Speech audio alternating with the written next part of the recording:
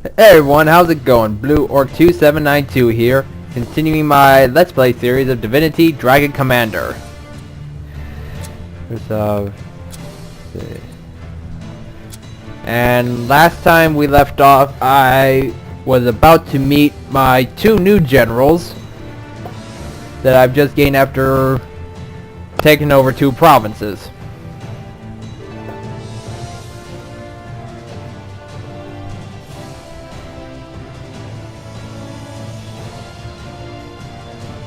And it's kind of taken a while, but you have this awesome music to pass the time. So, and dude, this picture is just awesome. You got the dragon, you got a bunch of fighters and zeppelins and warships. Like seriously, and they're about to charge against a fleet of battleships. And the dragon has a jetpack. I mean, how can you get more awesome than that?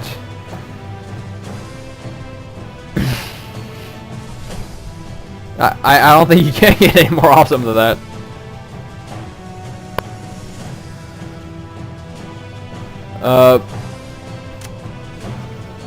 And I got like so much I actually want to talk about here in this video, but let's just start off with I don't know how many of you actually play World of Warcraft. But I do, and Wrath of the Lich King and Mists of Pandaria were my favorite expansion packs. And I don't know if you noticed, but the new expansion pack, Warlords of Draenor, just showed. They have a trailer and everything, and I'm just shocked and awed by it. Like they went that route when you had the Nagas and the old gods of Enzoth and the Burning Legion. They just said, you know what, screw that. We're gonna go. We're gonna go back to the future on this thing. But they show a bunch of neat features, so I'm looking forward to that. Anyways, now it's finally popped up. Now let's visit the throne room. My Lord Dragon, allow me to present your team of generals. Edmund you already know, but I now have the pleasure of introducing you to Her Highness Lady Catherine, Queen of Westbridge, and Scarlet, not noble of birth, but the more so of heart. Yeah. We four have pledged we will stand by you in your conquest as a rightful heir to Revlon's throne. Bastard no longer, you shall be known as Commander, until the day comes that you shall be king. All hail the dragon. Hail! Hail! Yes, well, hail. He's like, you're the nuisance. Yeah, hail, whatever. Let's talk with Henry. Yes, Commander? A bastard no longer, am I? Seemed hardly proper to call you by that particular pet name on what was somewhat of an official occasion. But don't worry, I may still slip up once or twice. That's good to hear. Even though my respect for you is in fact growing. You've got a knack for bloody brutal battle, and faint heart never won fair victory. I shall take my leave. And Scarlet. Abba. How's it hanging, Commander? I'm Scarlet, and you're a dragon, they tell me. Always wanted to ride one of those, though I bet you're a little harder to handle than a horse. All part of the fun, though, I reckon. So give me a shout when I can take you for a spin. You can take me for a spin anytime. Oh my god. Anyways, you're quite the wildcat, aren't you? Treat me mean, I'll scratch your eyes out. Treat me well, and I'll purr like a kitten. Your choice, Commander. Damn. I don't know what to say to that. Except, may I buy you a drink? Let's see, Catherine. Oh yeah, I remember her. Bit of a feminist, but for good reason. It is a pleasure to make your acquaintance, Commander. But as it stands, I must approach you with a bit of reserve. Of course. True, to know we have a dragon knight for a leader is a great relief. For such a grand creature inspires bravado in the many hearts that will have to be won so that we may overthrow the spreading dark. Continue. But then again, you are the offspring, the male offspring to boot, of a sorry line prone to decadence and corruption. The very line, in fact, that is responsible for the downfall of the Empire in the first place. Forgive me then if I do wonder, will this commander pass muster? Earn his wings? Earn his crown? Bit of a hard ass, but you bring up some reasonable questions. Why put the emphasis on male offspring? Because they call us females the fairer sex. But in truth, we are also more cunning, resilient, refined, and downright intelligent. Give an empire a queen, I say, and it will be ruled. Give it a king, and it will become an afterthought. For like any man, he is content when both his belly and his bed are filled with a prize piece of tender flesh. No more. Yeah, she's hardcore she's really feminist. Men are simple creatures, Commander, and should therefore be in charge of simple things only. I shall take my leave. Edmund, how's it going? I'm getting used to, you know, to call you Commander. Verily, I was rather opposed to the notion, but Maxos in his infinite wisdom insisted we up the level of common courtesy toward you. Commoner would have done. Commander, though, it shall be. You like to talk down to people, don't you? As much as it is in the eagle's nature to look down upon the world in hunt of lesser creatures, it is my genius that makes me soar high above all others. Lesser creatures indeed.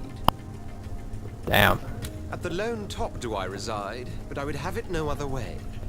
Those who do not understand, all but everyone, calls me a loner, thinking the word to be a pejorative. But it is on the contrary glorious to live in sweet isolation when all around you non-lizards, that is to say, inferiors, skitter and crawl like vermin. Wow, he is so full of himself and he is proud of it. I am a solitudinarian, for my nature makes me so. And when I do have contact with those I loathe, inevitably I talk down to them as it is impossible to communicate on a level of equality when there is none to be had. Damn. Oh man, I can just listen to this guy all day. I shall take my leave. Engineering Bay, what do you got for me, Grumio? It's wondrous, my lord. Wondrous. The Raven, she speaks to me in my dreams. She tells me fantastic things, newfangled and new formed. I can make them all for you if you provide the right resources. So the Raven, the ship, sings to you? Indeed she does, my lord. A soft voice sings inside my head, but only when I'm in the land of eyes shut and mind at rest. There, she guides me to glory. Shows me things not even wizards could dream of. Let's have a look at the results of your research. Without delay, my lord. And no, I only have 3. And for all your research technology, it is going to be in like a set of 5, like 5 or 10, 15, 20, 25, 30, 35 to 40, all that. So, yeah, I can't really buy anything from here. I'm going to check the roll of chambers, see what's going on with Maxos. Your generals speak highly of your strategic abilities, you know. And well, they should. Oh, thank you. But anyways, Grumio tells me the Raven sings to him in his sleep and that the voice is female? What's up with that? Does he now? There's an explanation for that, but I'll reserve it for later. That's happening a lot. Like, whenever I ask like a question, you're like, there's an explanation for that, but I need to tell it to you later. But you got me this far, so I trust you. Let's go to the bar. Oh, there's Henry. You triumphed yet again. Keep up this pace, and the war will be over in no time. I already kind of know what the take on the war situation, so... what do you make of the other generals? Which one do you have in mind? Dear old Edmund. He's a slimy kid who happens to excel at warfare. I once met a lizard who went to school with him when he was but fresh from the eggshell. Told me he'd always been like that. Smart as a whip, but a loner too. Hopelessly assured that he is better than everybody else, and has 10 brains for every one that we have. Worst part is, he may well have. But don't you ever tell him I said that. What do you make of the other What generals? do you have in mind? Lady Bit of Catherine. a nice queen, if you ask me. And feminist. Already called me names that'll make your mother blush. Just because my eyes lingered a little along those curvy shapes of hers. But I'll defrost her yet. And in the meantime, we've got a cunning strategist on our side. A veteran of many a battle who has yet to learn the meaning of defeat. What about the other Which one do you general? have in mind? Scarlet, if you please. Well, I figured that between me and the prissy brigade that Catherine and Edmund form, someone a bit more down to earth would be a welcome addition to the group. And let me tell you, if someone likes to go down, it's Scarlet. She's Damn. a man-eater in the bedroom and a man-eater on the battlefield. Fast, feral, and ferocious. Oh, I'll get more intimately acquainted with her, Commander. You mark my words. Damn. How about Edmund? I'll take them. Splendid victory that was. Your strategic insight almost rivals my own. Yeah, they talk to, they kind of say like stuff like that after like every battle that takes place, whether you win or not. So yeah, if you win, they say, hey, great job. If you lost, like Edmund will just say, you suck. Learn to play it. Other will probably be more like, hey, we lost, but we'll get them next time. But Edmund will be the one that says, you're an idiot. Get better next time. Alright, but care to share any insights about your colleagues? Anyone in specific? Catherine. Tell me about As her. true a lady as one of her species can get is Catherine. Tragic, really. She held sway over an entire kingdom only to be drafted into the service of one who wouldn't have more than a flock of sheep under his command. If there weren't a wizard attesting, he's a very good boy indeed. Ah, crap. She has like every reason to be pissed off at me. I hear she hates men, or at least our male-dominated world, with a vengeance. In her land, women ruled and men served. Must have been a quaint locale indeed. I hope she learns the lessons of like the male-dominated world she sees as, or she then might end up being a hypocrite. Anyone But in anyways, specific? talk to me about Henry. He is a bull that holds a general's rank, Commander. All balls and no brains, I dare say. But one can't deny the efficacy of his methods. I'm told he wasn't always given to such impetuousness in his actions. But with the coming of that prosthetic arm of his, came a change of character too. Huh. That actually explains a lot. I'd conclude there's more to him than meets his good eye. Were I not quite so certain, his psychological depths run as shallow as a guppy pond. Anyone in specific? What about Scarlet? She's no more than a tomboy playing a soldier. I don't know much about her, but I don't like what I've seen so far. We lizards have senses far superior to humans, and I rather resent having to continuously smell her in heat. Oh, oh damn. Oh, man. Man, she's a super freak. I shall take my leave. Hello, Scarlet. How are you doing? Combat and carnage. Huzzah! You showed him, Commander. The other generals, how do you feel about them? About whom, Commander? Catherine, for instance. Bit stuck up, ain't she? Yeah. That's what a royal title will do to you. She used to be a proper queen and everything, with an entire country at her beck and call. How the mighty have fallen, eh? Me? I don't care for any of that rot. You got nothing. You got nothing to lose. Everything you say makes me like you more and more. How about Edmund? Commander. Shifty son of a bitch, isn't he? Yes! High and mighty all the time, calling imps idiots, dwarfs dullards, that sort of thing. Makes you wonder if there's a single thing he's not intolerant of. Himself. About whom, Commander? General Henry. Excellent chap, that one. Likes his jokes dirty and his liquor plenty. 2 peas in a pod, me and him. Well, on and off, that is. Can fight like a demon unleashed as well. Best to have him on our side. I'll take my leave. Actually, Catherine. Impressive victory, Commander. You fight like a lion, which is almost as good as a lioness. That part is actually true, considering the lionesses actually do all the hunting and the killing, and the lion just kind of sits on his butt all the time. That is really no joke. The male lion literally just sits on his butt and does nothing, while the lioness actually does everything else. Anyways, I'd like to hear about your opinion about General Anyone in particular? Edmund. He's in a class of his own, there's no doubt about it. A brilliant mind, but in my opinion, a flawed one as well. He styles himself as superior to everyone else, and that would be just fine if he weren't a man. Or a bigot. So, not the man part that troubles you, just mainly the bigot. I have many friends and enemies that are dwarves or elves or imps, and never have I seen evidence the one is inherently more smart or stupid than the other. In Edmund's mind, though, we are all on par with cattle, which is simply infuriating. Man. If you wish. How about Anyone in Henry? particular? How about Henry? I know you're gonna say a lot of shit about Henry. General Henry is the typical man who thinks of himself as an alpha male, whereas he is, of course, an alpha mongrel.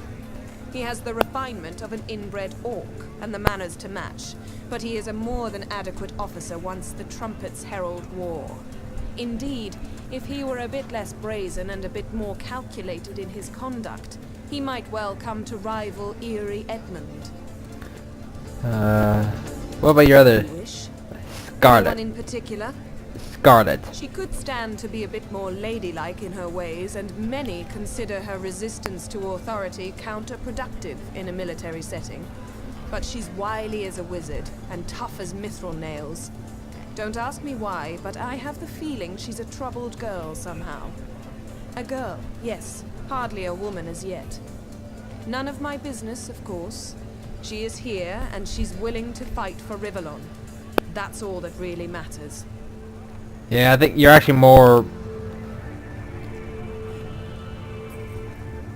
You actually have no idea how right you are on that, but I'll talk about that once we cross that bridge.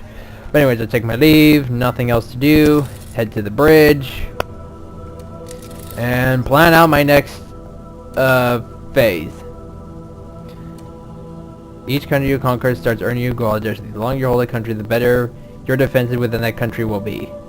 Each country is populated by a certain species. Your current popularity among this species is shown at the bottom of the screen. The higher your popularity, the more support you receive in this land. The more support you enjoy, the larger your army in a country can be during the combat phase.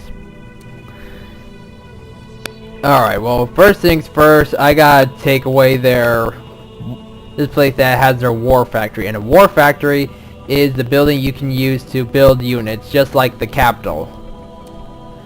You have access to other buildings such as an academy, which generates research points and can give you generate unit acquisition advantages. Subversion cards every 3 turns, which basically kind of helps you like in upgrading your units for that part of the battlefield. Say like I make an academy and says like every 3 turns I'll get one of those cards, and it's a card that says I'll have like plus 50% damage for my troopers, which means they'll do more damage than they originally would. You already know about the war factory. Gold mine increases a country's revenue or their gold supply, the gold that's given to me every turn, by 100%. Parliament generates a strategy card every 3 turns. Tavern generates mercenary cards every 3 turns. And the wizard tower generates dragon skill cards every 3 turns.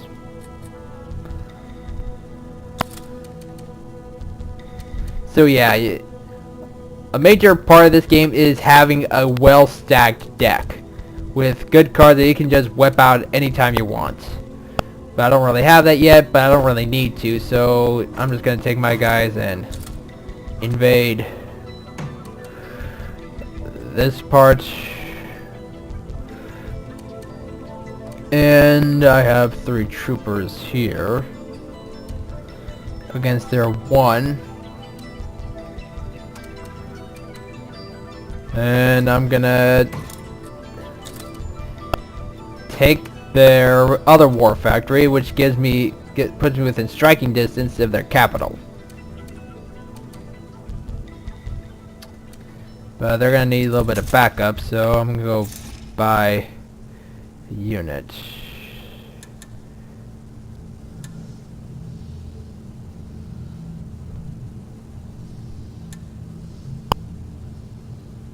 In any given country, you can only build as many units per turn as the number of gold that is earned in each round.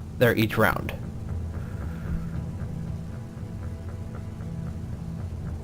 Well, not really, since this is the maximum amount I can. The production capacity of a country is equal to its gold income per turn. Oh, huh. Oh, cause 4 gold. Okay, that I didn't even know that. But, what, can I play anything here? Increase the gold revenue of this country by 200% for 1 turn.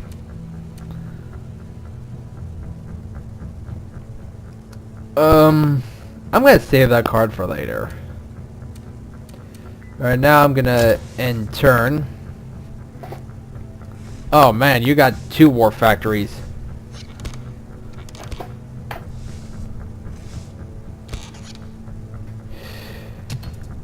Okay.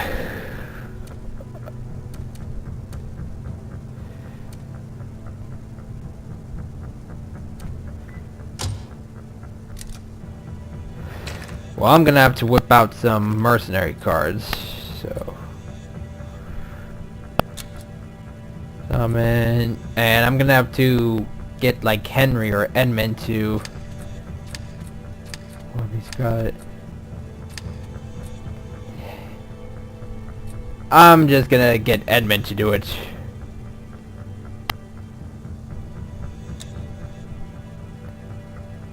And I'm just gonna auto-resolve it because I can only enter a combat phase only 1 battle per turn, so I gotta choose that part wisely.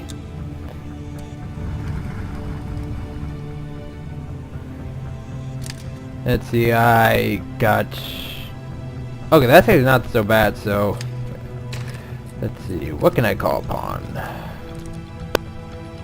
I'm not gonna whip out Devastation yet, because that will prove way useful in the 2nd chapter. I don't need Call of Valor. I don't need any of this. Yeah, none of that. So just. And start the battle.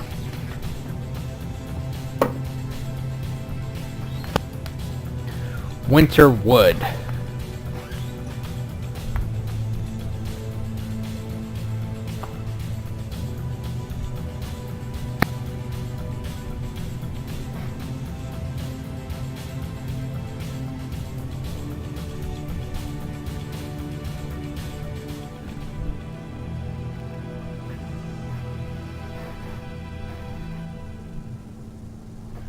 Press any key to continue.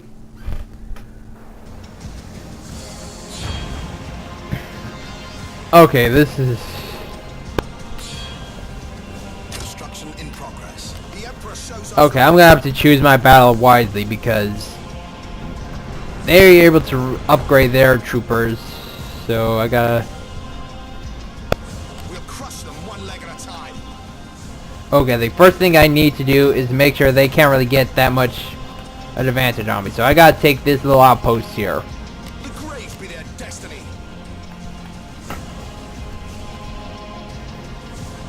Battle forge completed.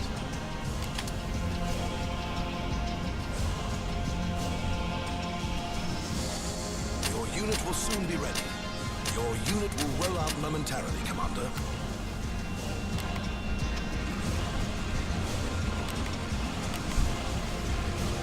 I'll be the last thing they see. Reinforcements requested. Enemy troopers can now capture our buildings.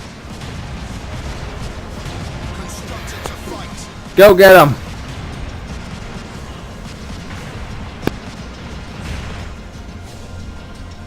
Let's get this dance of death started.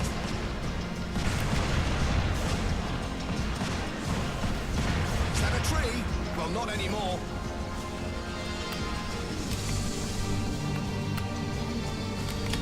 Your unit will roll out momentarily, Commander. Troopers awaiting your decision, sire. Let's get this dance of death started. We'll crush them one leg at a time. The Emperor's enemy is my enemy.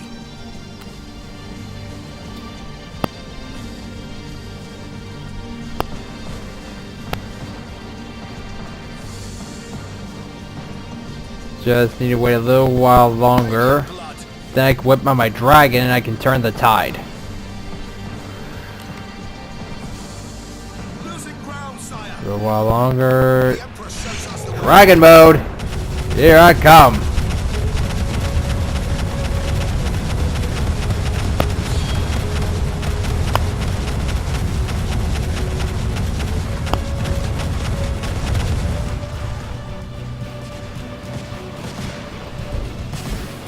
F2 to select all of my units and attack this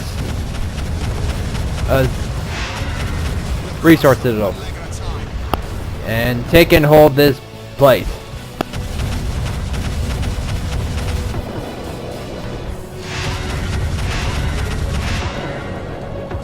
Well, I need to take out this transport ship because I don't want them dropping troops behind my lines.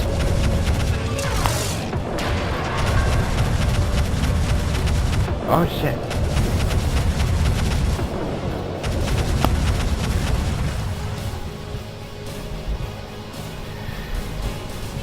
I think that's enough dragon mode time for me. Build my recruitment citadel. Get some anti-ground turrets in there. Another battle forge. And this place is good as secured.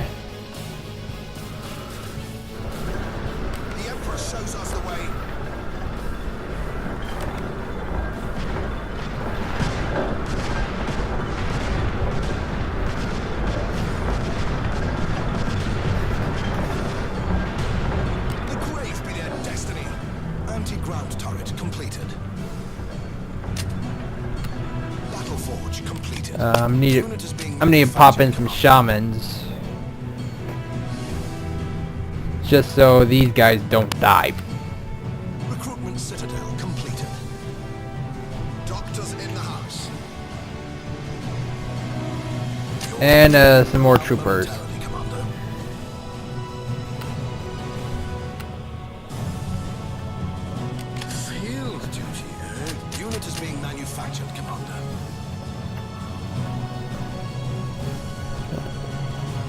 But I need to get some troopers over here to take and hold this outpost.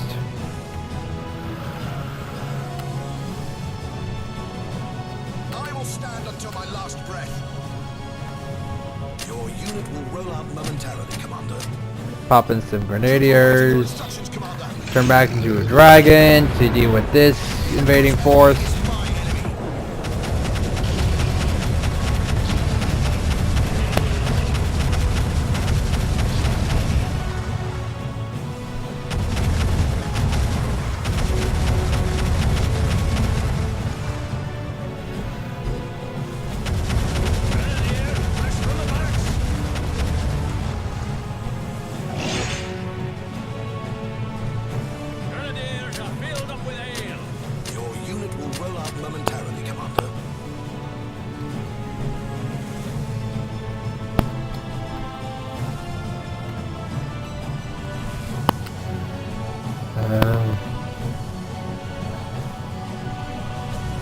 Will be built in a jiffy. You whip out a war factory. Let's get this dance of death started. The Emperor shows us the way. Your unit will roll out momentarily, Commander.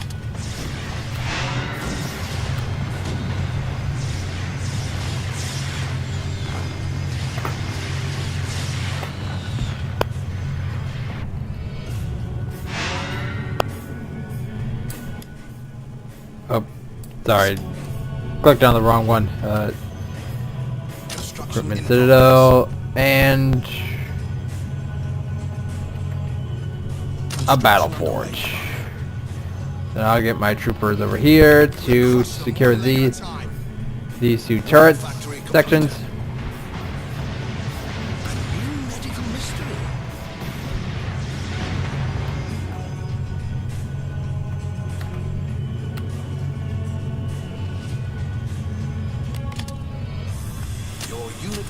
out momentarily, Commander. Battle forge completed.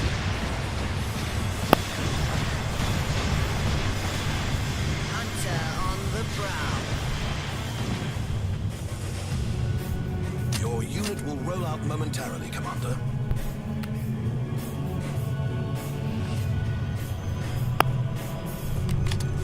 Your unit will soon be ready.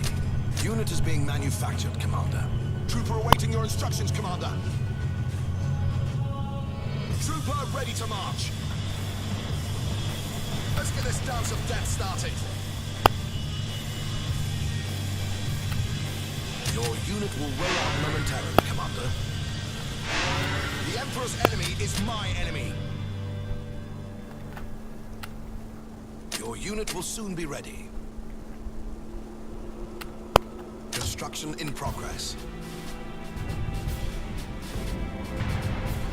It'll be built in a jiffy. Sound the trumpets, Hunter's here. Your unit will roll out momentarily, Commander. Unit is being manufactured, Commander. Hunter's off the leash. Anti-ground turret completed. Your unit will roll out momentarily, Commander. Anti-ground turret completed. Your unit will roll out momentarily, Commander.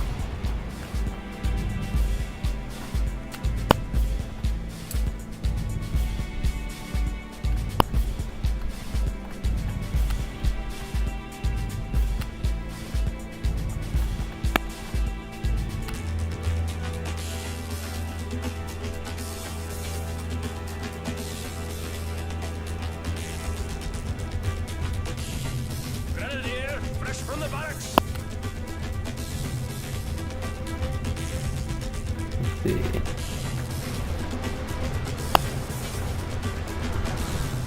No flying doctor's jokes, okay? And looks like they're preparing for my attack, but it will not succeed because I have a way superior force and a dragon.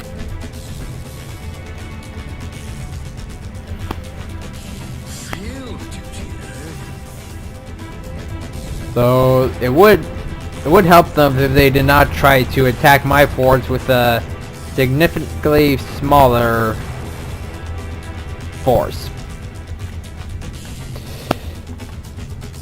But I guess they think, screw it, I have nothing to lose, because there's two ways to actually beat the enemy. Is either wait them out if you have more recruitment centers, because if you have more recruitment centers, because as you see, the population, which is my resources, is running dry. This is how much I actually have. This is how much that's left in the country. And once that reaches 0, one of two things will happen. Either people will defect to the enemy's cause because I don't have more recruitment centers than he does, or the enemy people defect to me because I have more recruitment citadels. So really, it's once you get like a majority of the recruitment citadels, you can just hold them till basically the game timer runs out. Because eventually they'll run out of population, which means they can't build units, which means they'll start blowing up, which means the battle's over and I win. But I'm not gonna... What the... Okay, okay, there we go. But that's not gonna happen because I'm gonna take command of all my units. Tell them to go over here. And signaling them to charge.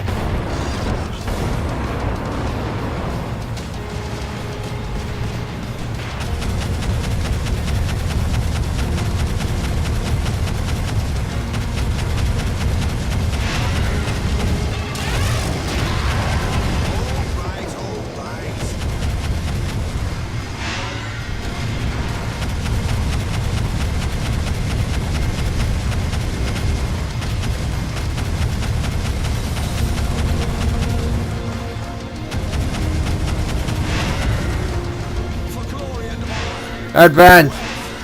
Take out their city. Oh, their citadel blew up. Yay, victory! Showing that me. Well, okay, I have a different screen name than Blue Orc 2792 here, but it's in honor of the very first kick-ass war boss that I saw, Gorguts. So it was kind of a homage or in honor to him. But that's my logo there. That's my picture there. So you see, that's me kicking the crap out of Carthan. And I did not lose any casualties. The enemy, or Carthan, my sibling, did.